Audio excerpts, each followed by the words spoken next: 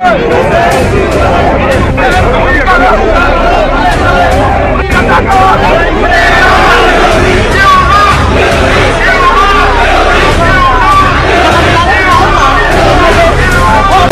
on fire. Awami League মাঠে নেমে গেছে, তাদের কর্মসূচি ঘোষণা করেছে, একদম এয়ারপোর্ট থেকে শুরু করে হোটেলের সামনে, জাতিসংঘের সামনে সবখানে আওয়ামী লীগ থাকবে। এবং কিছু ভিডিও ফুটেজ সংগ্রহ করেছি। প্রথমেই দেখেন রোবোটিক রিসেপশনের জন্য কি আয়োজন করেছে যুক্তরাষ্ট্রের আওয়ামী লীগ।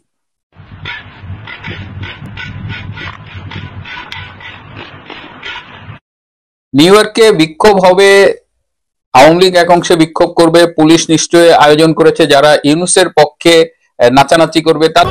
বাংলাদেশের অন্তর্বর্তীকালীন সরকারের প্রধান উপদেষ্টা অধ্যাপক মোহাম্মদ ইউনূসের আগমন উপলক্ষে উত্তেজনা বিরাজ করছে যুক্তরাষ্ট্রের নিউ ইয়র্ক শহরের জ্যাকসন হাইটসে।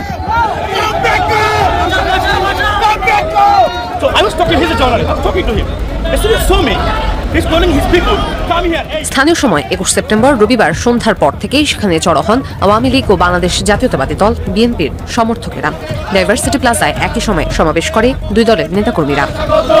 রাজশাহী ইউনিভার্সিটির কোটা, আবার নতুন করে কোটা আন্দোলন, কোটা বিরোধী আন্দোলন শুরু হয়েছে রাজশাহী ইউনিভার্সিটিতে। কেন? একটু আগে যেটা বলতেছিলাম, তারেক জিয়া মনে করেছে যে শিক্ষক সমিতি মাস্টারদেরকে কিনতে হবে রাকসুতে ভালো ফল, মানে যে কোনো ইউনিভার্সিটির সংসদে ভালো ফল পেতে হওয়ার উপায় হচ্ছে আমি খুব বুদ্ধিমান। ভাবতেছেন তারা অচিরেই আওয়ামী লীগের ফিরে আসা দেখবেন আমার ধারণা। আমার এক বন্ধু ছাত্র জীবনে মানে ক্লাস চলাকালীন সময়ে ইচ্ছা করেই রাগের মাথায় ওই কলেজের ঘন্টা বাজিয়ে বসছিল এবং তার শাস্তিস্বরূপ তাকে বহিষ্কার করা হয়। কিন্তু পরবর্তীতে সে অন্য কলেজ থেকে পরীক্ষা টরীক্ষা দিয়ে দেখা যায় সে ম্যাজিস্ট্রেট হয়ে গেছে। দর্শক, নতুন একটি ভিডিওতে আপনাদের স্বাগতম। অবশেষে অনেক জল্পনা কল্পনার পর সাবেক প্রধানমন্ত্রী শেখ হাসিনা বাংলাদেশে ঢুকে পড়ছেন। এই খবরটিতে গণমাধ্যমে প্রচুর পরিমাণে ভাইরাল হয়েছে এবং এর ভিতরে কতটা সত্যতা রয়েছে এবং কতটা বানোয়াট রয়েছে সেটি জানাতে চলেছি আপনাদের আজকের এই ভিডিওটিতে। তাই যারা ভিডিওটি অন করেছেন তাদেরকে বলবো সম্পূর্ণ নিউজটি মনোযোগ সহকারে দেখার অনুরোধ রইল। আর আমাদের এই চ্যানেলটিতে অবশ্যই সাবস্ক্রাইব করতে ভুলবেন না। ভিডিওটি যদি ভালো লাগে তাহলে অবশ্যই আপনার বন্ধুদের মাঝে শেয়ার করতে ভুলবেন না। তাহলে চলুন আর কথা না বাড়িয়ে ধারাবাহিকভাবে সম্পূর্ণ নিউজটি দেখে আসা যাক। সংগ্রহ করেছি। প্রথমেই দেখেন রোবোটিক রিসেপশনের জন্য কি আয়োজন করেছে যুক্তরাষ্ট্রের আওয়ামী লীগ।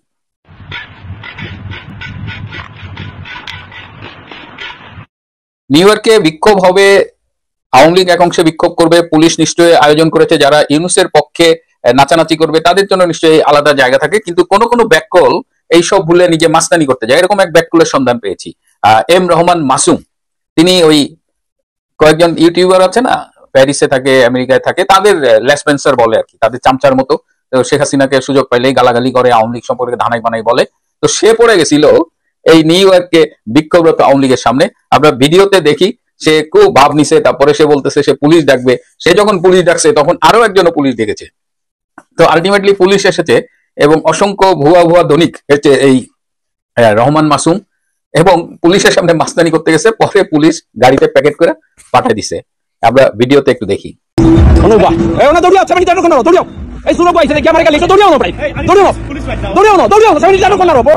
কিনবো, টাকা দিয়ে তাকে নিয়োগ দিব, টাকা নিয়ে আমার নিজের লোক থাকতে হবে।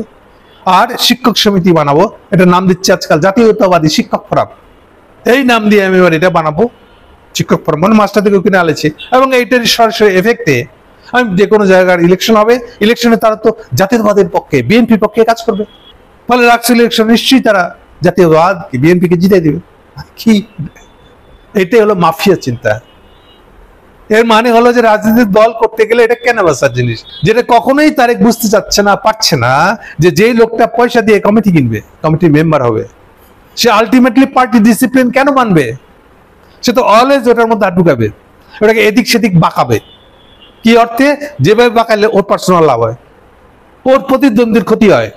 ওর প্রতিদ্বন্দ্বী মানে বাইরের দল না, কিন্তু নিজের দলের যে লোকটা তার ক্ষতি, তার বিরুদ্ধে দাঁড়ানোর জন্য সে পার্টিকে ইউজ করবে, নিজের পদ পদবীকে ইউজ করবে, ক্ষমতাকে ইউজ করবে। এই জন্য প্রথম ঝগড়া লাগবে, দেখবেন যে ভাইস চ্যান্সেলর সাথে ওই শিক্ষক সমিতি, জাতীয়তাবাদী শিক্ষক ফোরামের ঝগড়া লাগবে একটা। ঠিক সেই জিনিসটা ঘটেছে আসলে রাজশাহী ইউনিভার্সিটিতে। এই প্রোগ্রামটাকে মানে এই গ্যাঞ্জামটাতে। এমনিতে রাজশাহী ইউনিভার্সিটি ছাত্র দলের জন্য সবচেয়ে উইক ইউনিভার্সিটি। কেন? বেকুব তো, সব তো টাকা দিয়ে পার্টি মানে কমিটি কেনার লোক তো আসলে। যা ছাত্র দলের যেগুলো রাজশাহী ইউনিভার্সিটির শাখার লোক, এই নেতারা সব বুড়া বুড়া, মানে তাদের ছাত্র তো নাই আর, কিন্তু কমিটি থেকে যায় নাই। ফলে হচ্ছে কি, এখন ইলেকশনের আগে দেখা যাচ্ছে যে ক্যান্ডিডেট যে আগে ভিভিজিএস ক্যান্ডিডেট দিবে সে তো নাই, তার ছাত্র তো নাই। তাহলে এখন নতুন জায়গায় দিবে, তাকে তো আবার চিনে না, আর সে তো ছাত্রদল কন্ট্রোল করে না। এই হচ্ছে মূল গন্ডগোলটা। এই গন্ডগোলটা ঢাকার জন্য নতুন কমিটি একবার বলে ইলেকশন করবে না, উইথ উল্টো করছি, আবার ইউনিভার্সিটিকে ইনফ্লুয়েন্স করে বলছে না আবার জমা দিলাম, এগুলো চলতেছে। এগুলো দিয়ে কোনো মতে আবার একটা কমিটি দিচ্ছে। দেওয়ার পরে এখন যে প্রবলেমটা শুরু হয়েছে, ওই শিক্ষক ফোরাম এবার আর একটা আন্দোলন নিয়ে মাঠে নামছে। দীক্ষা গুরু আর দুজন হলেন ইলিয়াস হোসেন ও কনক সরোয়ার। এতকাল তারা পুরোপুরি ইউনূসের সঙ্গে ইউনূসের পক্ষে ছিলেন। এখন ইউনূস এবং বর্তমান জমানার তীব্র সমালোচক তারা। বাংলাদেশের সাধারণ মানুষও চাইছে ইউনূস সরকারের অবসান। তাদের চাওয়া ফুটে উঠছে বাংলাদেশের সোশ্যাল মিডিয়াতে। সাধারণ মানুষ স্পষ্টত চাইছে আওয়ামী লীগ ও শেখ হাসিনা ফিরে আসুন। যদিও পিনাকিরা আবার আওয়ামী লীগ বা হাসিনাকে ফেরত চান না। তারা কি চাইছেন আসলে? জামাতি জমানা, নাকি আবার কোনো আকাশ কুসুম বা ইউটোপিয়ান থিওরি দিয়ে মানুষকে আবার বিভ্রান্ত করা এবং বিভ্রান্ত করে গত বছর যা হয়েছে তেমন একটি জায়গায় আবার পৌঁছে যাওয়া? এই বিষয়টি নিয়ে এখনকার আলোচনা। ফ্রান্স প্রবাসী পিনাকি 2024 সালে তথাকথিত বিপ্লবের অন্যতম দীক্ষাগুরু হলেও এখন ইউনূস সরকারের কঠোর সমালোচক। তার 30 লক্ষাধিক ফলোয়ার রয়েছে এবং তিনি ইলিয়াস হোসেন ও কনক সরোয়ার এইসব একসাথে মিলে গত বছরের অভ্যুত্থানে গুরুত্বপূর্ণ ভূমিকা পালন করেছিলেন। শেখ হাসিনার জমানার তীব্র সমালোচক তথা জুলাই বিপ্লবের, মানে জুলাই ষড়যন্ত্র বলুন আর বিপ্লব বলুন, যেটাই বলুন, পরবর্তী পর্যায়ে মুক্তিযুদ্ধের স্মৃতিচিহ্ন মুছে ফেলার কার্যক্রম ধানমন্ডির 32 নম্বর গুঁড়িয়ে দেওয়ার মূল পরিকল্পনাকারী হচ্ছেন এই পিনাকি। এবং তিনি এখন ইউনূসের এতটা তীব্র সমালোচক যে সোশ্যাল মিডিয়াতে পর্যন্ত ইউনূস সরকার তাকে নিষিদ্ধ করেছে। কিন্তু কেন এমন হলো? কারণ বর্তমানে ডক্টর মোহাম্মদ ইউনূসের সরকার একাধিক চ্যালেঞ্জের সম্মুখীন হয়েছে। একটা পিনাকির তো একটা ব্যক্তিগত কারণই আছে। তাকে একবারে ফুলমালা দিয়ে ঢাকঢোল পিটিয়ে দেশে ফিরিয়ে নিয়ে এসে প্রধান উপদেষ্টা নায়ক একটি উপদেষ্টা পদে বসালে তার মান সম্মান অনেকটা থাকতো, রাগ থাকতো না, কিন্তু সেটা হয়নি। আর বর্তমানে ডক্টর মোহাম্মদ ইউনূসের সরকার একাধিক চ্যালেঞ্জের মুখোমুখি এসে দাঁড়িয়েছে। সেনাবাহিনীর সাথে নির্বাচনের তারিখ নিয়ে মতবিরোধ, বিএনপির চাপ, স্বার্থ সিদ্ধির জন্য আমেরিকার চাপ, ইউনূসের শূন্য কূটনৈতিক জ্ঞান থাকার ফলে যে একটা ভয়াবহ অবস্থা করে ফেলেছেন দেশের, সেটা, ভারতের সাথে খারাপ সম্পর্ক এবং বিপ্লবের অগ্রদূত যে ছাত্ররা তাদের নোংরা চেহারা বেরিয়ে পড়েছে। এর সঙ্গে ভয়াবহ আইন শৃঙ্খলা পরিস্থিতি এবং এক কথায় তথাকথিত বিপ্লবের সরকারের জনপ্রিয়তা বলে কিছুই আর অবশিষ্ট না থাকাটা হচ্ছে দ্বিতীয় বিপ্লব বলে চেঁচাবার বলার কারণ। যেটা বলছে ইউনূস এবং তার দল, পিনাকি এবং দলবল, তার কারণ হচ্ছে এইগুলোই। প্রথম যে বিতণ্ডা, সেই বিতণ্ডাটা শুরু হয় বাংলাদেশকে কেন্দ্র করে। আপনারা জানেন যে বাংলাদেশে যা কিছু হচ্ছিল ভারতের ইঙ্গিতে, এবং ডোনাল্ড ট্রাম্প ক্ষমতা আসার পর যে তার পূর্বসূরি মিস্টার বাইডেন বাংলাদেশের কর্তৃত্ব সরাসরি নিজের হাতে নিয়েছিলেন, এবং মার্কিন যে ডিপ স্টেট পলিসি হয়েছিল সেই ডিপ স্টেট পলিসি অনুযায়ী মিস্টার ডোনাল্ড লু থেকে শুরু করে অন্যান্য যারা, মিস্টার পিটার ডি হাস সহ আরও যে সকল নাম ইদানিং আসছে, তারা এবং তাদের দোসররা সবাই মিলে যেভাবে একেবারে ভারতের কর্তৃত্ব অস্বীকার করে শেখ হাসিনা সরকারকে উৎখাত করেছিল, তা নিয়ে শুরুর দিকে মিস্টার ডোনাল্ড ট্রাম্প বেশ বিরক্ত ছিলেন, এবং তিনি আগামীতে কোনো ডিপ স্টেট পলিসি চলবে না এরকম একটা মতবাদ তিনি দিয়েছিলেন।